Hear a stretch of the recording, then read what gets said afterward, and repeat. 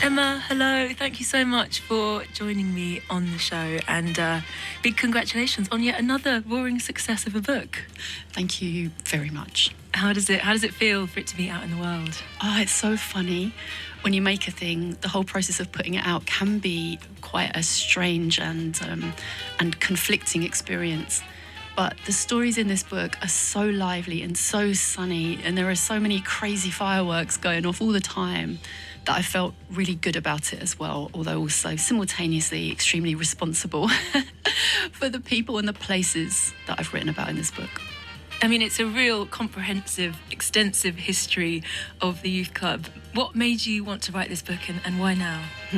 So I'm a product of the youth club. I went to the youth club. I benefited in myriad ways from the connection between the youth club and the dance floor, which to me now is crystal clear, but I think is not generally well understood. And I've also been an informal youth worker. So I worked at a magazine in Brixton that was run by young people for the best part of a decade. And I saw the relationship between young people who were coming through and the artists who were getting their very first bits of coverage through us.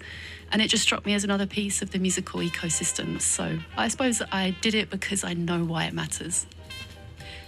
You kind of describe it as a kind of hidden history, and I was sort of reflecting and thinking about artists that I knew that had a connection to youth clubs, and there's something quite invisible about it. There's sort of like, oh, and that person, and yet it's not something that, unless you pay attention to, that you'd necessarily know or realise how much of an impact youth clubs have had on musical culture. Why do you think that is? Like, why do you think it sort of remains a little bit out of reach, a little bit hidden? I think the first thing is just to say that you scratch the surface of pretty much any part of UK music culture and you're going to find the youth club not very far beneath it. I really believe that it's as much a part of the musical ecosystem as the record shop, the DJs and the producers, the nightclubs, the music venues, all those things. I'm completely convinced it's there. Why is it harder to see? Well, I think that's partly because people are young when they go through it. And often the things that you experience when you're young become like a little vague in the memory, but also you can't necessarily absorb the full cultural impact of something while you're doing it. You're too busy doing it.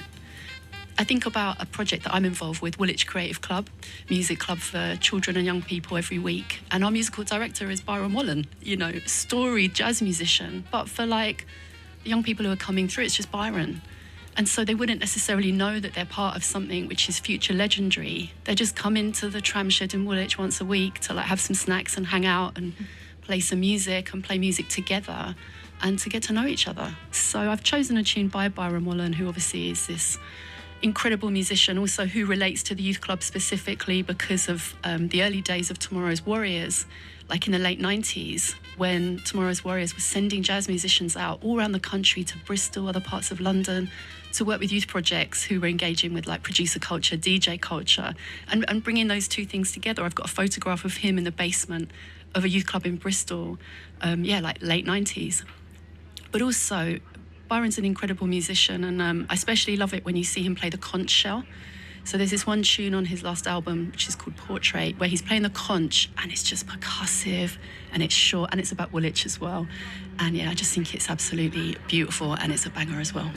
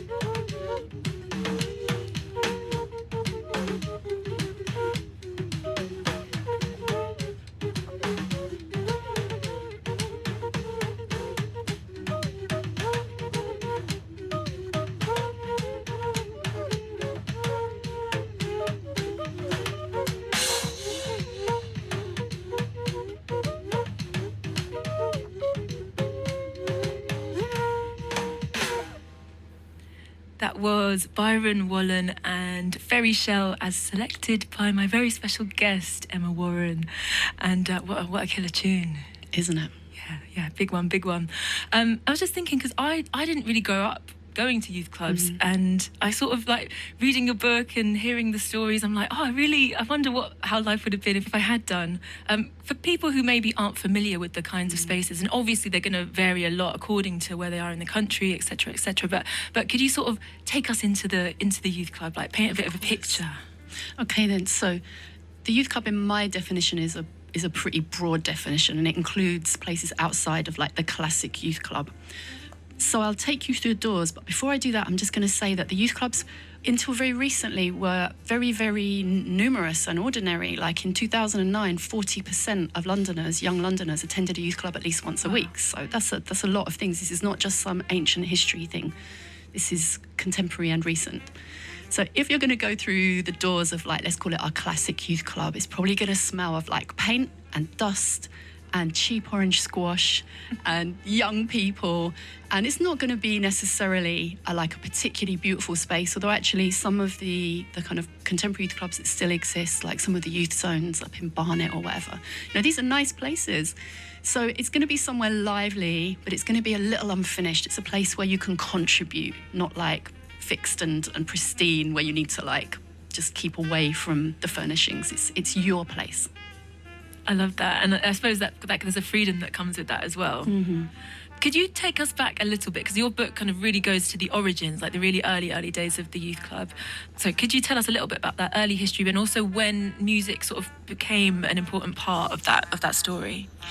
I think music has been part of the story right the way back, and it is a long history. I go back 150 years. I was not expecting to be like in 1880, but that's where the youth clubs took me. And so the roots of the youth club really come with industrialisation and people with a little bit of structural power recognising that young people working in factories needed some rest and recuperation. So the earliest roots of the youth clubs are in restrooms and recreation rooms for factory girls. It begins with the girls and women trying to make space for girls who are working very hard for very low wages. So it was lovely to me to find that kind of origin. And right from the beginning, when you hear about these youth clubs, which very quickly became boys' clubs, is they're talking about singing, and they're talking about music, and they're talking about drinking cups of cocoa and like free biscuits. And even like there's this amazing illustration from a youth's institute in 1881, which looks very much like a youth club. There's people sitting around playing games, doing arty things. And on the very back is this big like banner which says "Hats off." I mean, if you go to Marcus Lipton Youth Club in Brixton, you're going to see the same signage, just with slightly different wording. So that the music is always there. Yeah, I had no idea that it kind of stretched back so far. And when we were talking earlier, you mentioned a connection with Johnny Dankworth. That's right. And this, again, it was so lovely for me to see that everything goes back further than that classic sort of mid-century youth club. So in the late 50s, there was a very notorious and terrible set of racist attacks that happened in West London that led to the murder of a young man called Kelso Cochrane. And in the aftermath of that, various musicians, often jazz musicians, got together to create what they called harmony clubs, because they realised that at a time of great division, where people were putting a lot of effort into division, relevant now too, that it was important to bring young people together. And so the story of the harmony clubs also relates to Johnny Dankworth and other jazz musicians, because they bonded together to make spaces and to allow young people to play music. But Johnny Dankworth also soundtracked a film about a youth club called We Are the Lambeth Boys.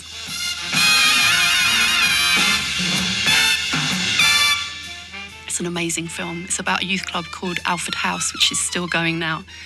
And so Johnny Dankworth did the soundtrack for it, and then it was released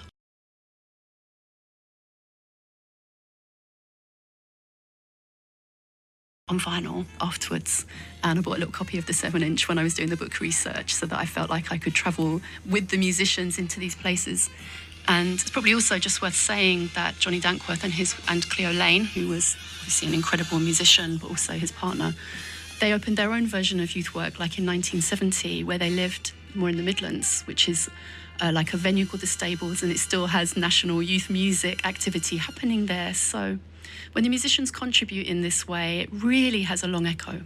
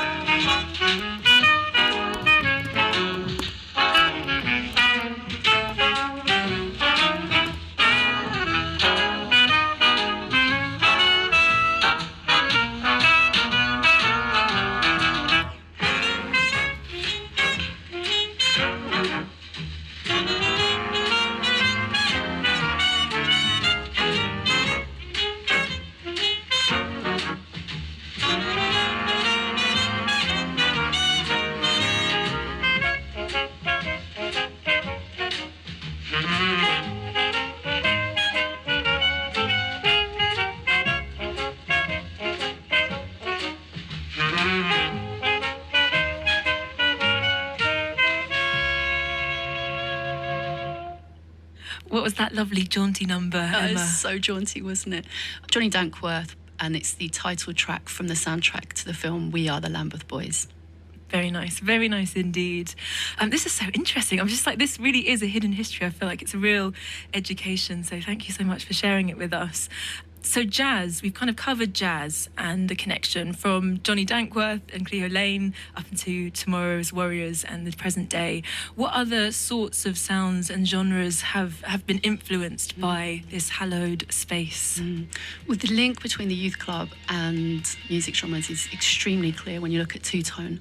There's a particular youth club in Coventry called the Holly Heads, which is storied. I mean, it's got like you'd call it a blue plaque, but actually it's like a monochrome, black and white, two-tone plaque, which says, this is a venue where the sound system Jabadis took place and where the Holyhead Youth Club happened. Essentially, the story of that place is the story of people making space when they needed it, when the space was not available elsewhere, particularly in this case, young men who were black and who were British, who were not welcome in the other youth clubs. They found Coventry to be a very violent place. And so one of their number, who were affiliated both to sound systems and also to the soul clubs of Coventry at the time, found their way into a space, let's say, requisitioned it and built it from the rubble into a space where people could meet. And gradually the youth club went through a process of sort of officialisation, became an official local authority youth club, but that was a very contested process, as you might imagine. But there's a direct link to bands like The Selector and Specials.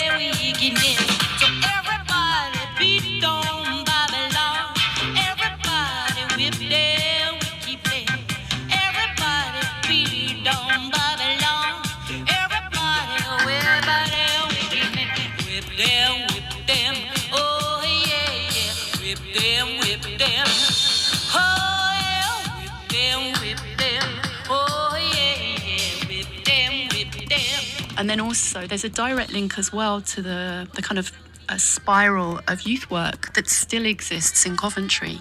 So some of these youth organisations are youth-led. For example, there's an entity called Fire Camp. They're connected to people like T. Denver, for example, Parsalou's brother, who's also a youth worker.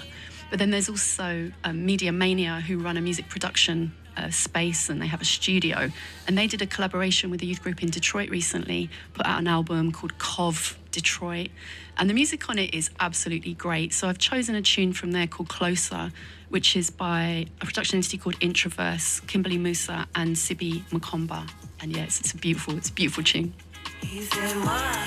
You done lost your mind. Well, he never mentioned you anyway. Stop getting mad about that time. Well, I guess that was a mistake. Even when they're chilling that night. Let me tell you that he is on the same. Ooh, girl, are you sure that's right? Because crazy with that money up. Well, it's taking his patience. The time to waste it. Just today, it was 2022. Now tell me what you want to do. If it's me and you. I'm impatient. You, this is bad.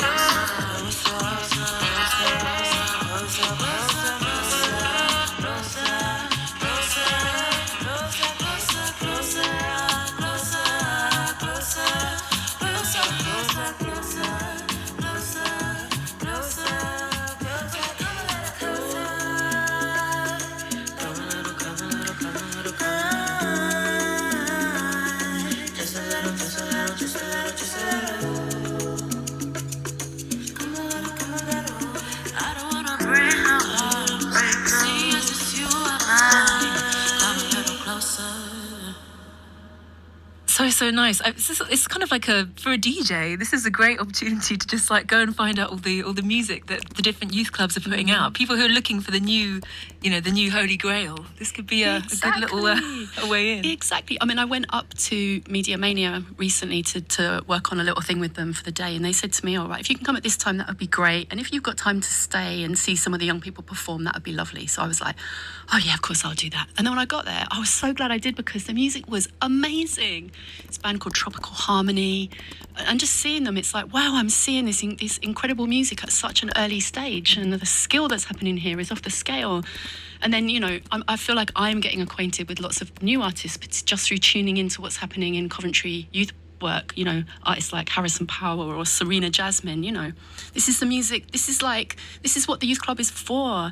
It's a place where young people can come, access the resources they need to do the things they want to do that they wouldn't otherwise have access to, and then the music just flows. I was going to ask you, because, the book really spans lots of different regions, right? You kind of focus on Northern Ireland, there's Coventry, Bristol, all these sort of places outside of the capital. And I wonder whether the youth club has sort of more of an impact in those places perhaps than it would in a place like London, where there are a lot of other resources and perhaps other avenues for people to sort of find their way creatively. So you're right, the book covers a really broad area. We've got the Blue Lamp Discos, which was run by the police, the Royal Ulster Constabulary, or RUC, in Northern Ireland during the era which is sometimes called the Troubles and sometimes called the conflict. There's, contested moments happening in other areas as well, in Coventry or in South London or in Bristol. And what I really realised is that these places are important everywhere, because it's a reasonable thing to request that young people have access to a safe, warm, welcoming space where they can do the things they're interested in. That's a reasonable ask. And it's an ask which makes all of us safer, happier, better off. But I also saw a lot of connections between these different places, and that was really brought home to me when I was talking to someone who wrote about the Blue Lamp Discos in County Antrim. And he said to me, if you want to know what the youth clubs were like for us during the Troubles, go to any tune by the Specials, because we thought, you're dealing with racism and you've got it together. That was the sound that spoke to us. And I just felt this connection. I felt the separation, the geographical or the specifics of the difficulty collapsing, and understanding how powerful it was for people in one place to see people who are having trouble in another place, and to feel that connection between place A and place B brought together by the youth club and the youth club disco in this case. So I really got a sense of the connectedness of these places and how powerful they are whenever life is difficult for a young person for whatever reason.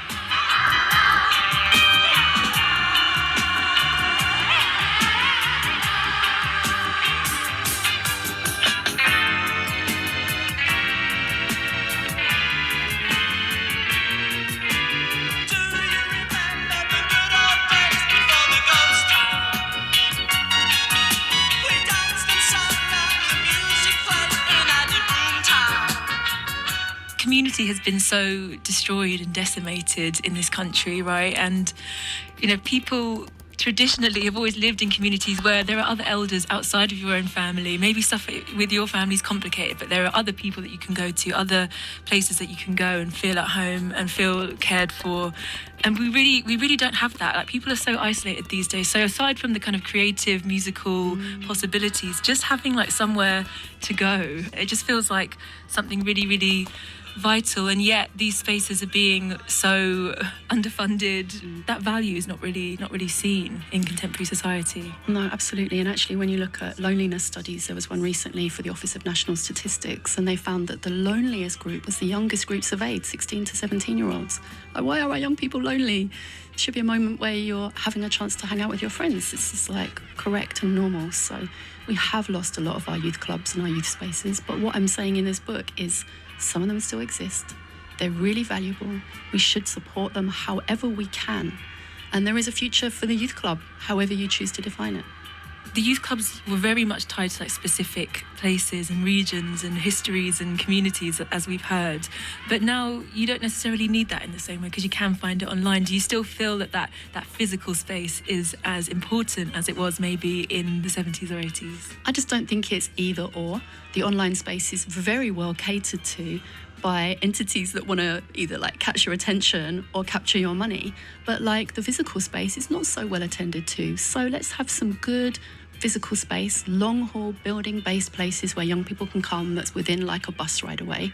And, you know, I'm not saying one has to exist at the expense of the other, but I believe, and I think the music world, you know, needs it too, that we need it. Should we hear another track? Yeah, I mean, we could go to Bristol. So the history of Bristol youth clubs is like completely enmeshed in the music histories of that city. And I interviewed DJ Crust in my book. He's talking about the youth clubs that he attended and how that related to him emerging as an artist. Ronnie Size also worked as a youth worker at a place called The Basement. And so I've gone for something from the Music Box compilation, which predated Ronnie Size and Represent, and all the successes that happened, which included obviously winning the Mercury Prize and donating the winnings back to The Basement, which was a youth project which Ronnie Size worked at and also benefited from as a young person to become a producer, to have a space to sample records and to contribute to Bristol music along with his friends.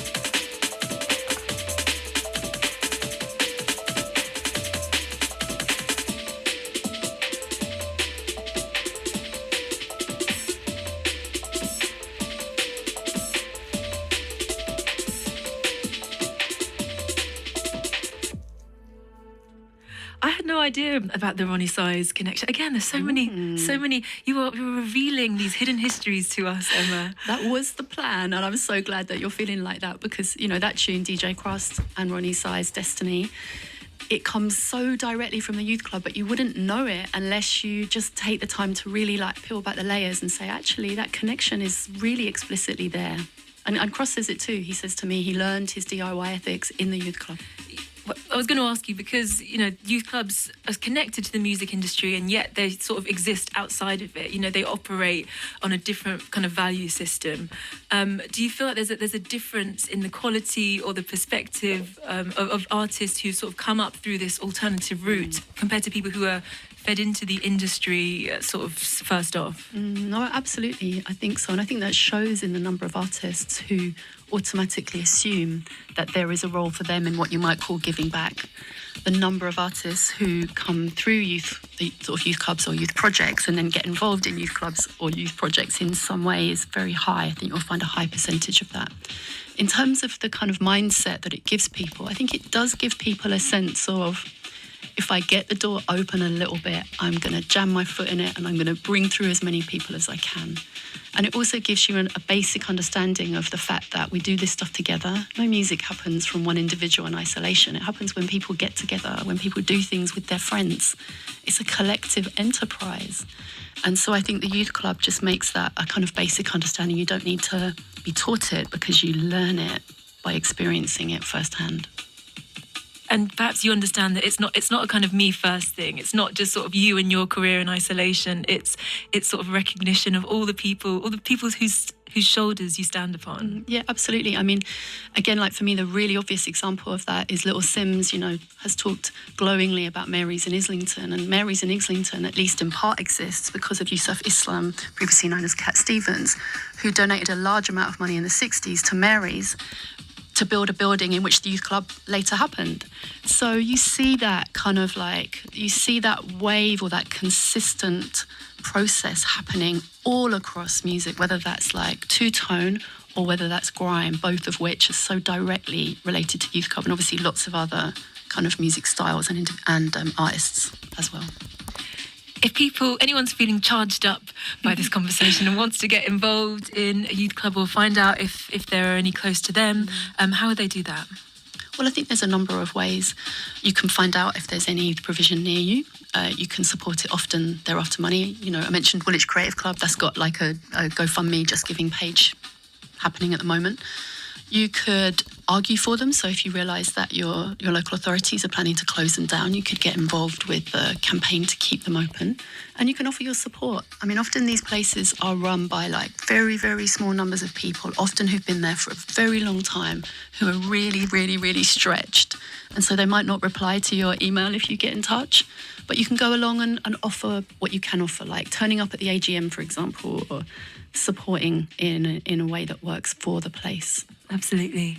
Thank you so much, Emma. It's been a pleasure. And everyone make sure to go out and buy a copy of Up the Youth Club, A Hidden History Illuminated.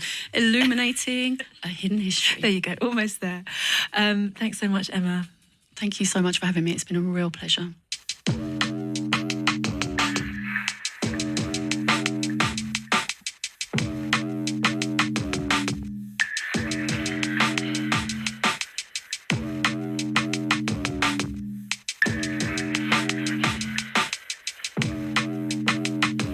For the wickedness divine, we didn't know we were on time over the line.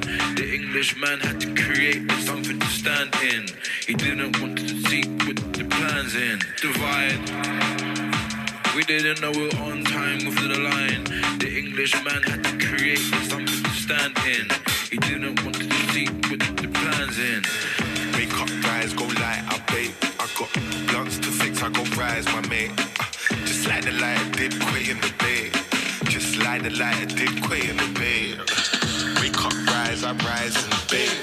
Blunts to fix, I go rise, my mate. Just like the light did Quay in the bay. Just like the light did Quay in the bay. We ain't the wicked, we're the righteous.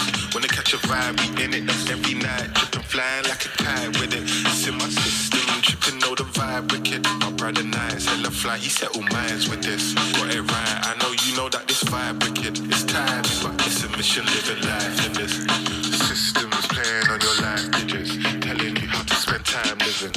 You just gotta get it right with the wickedness of vibes. We didn't know we were on time with the line. The Englishman had to create something to stand in. He didn't want to see with the plans in. It's a vibe. We didn't know we were on time with the line. The Englishman had to create something to stand in. He didn't want to see with the plans in.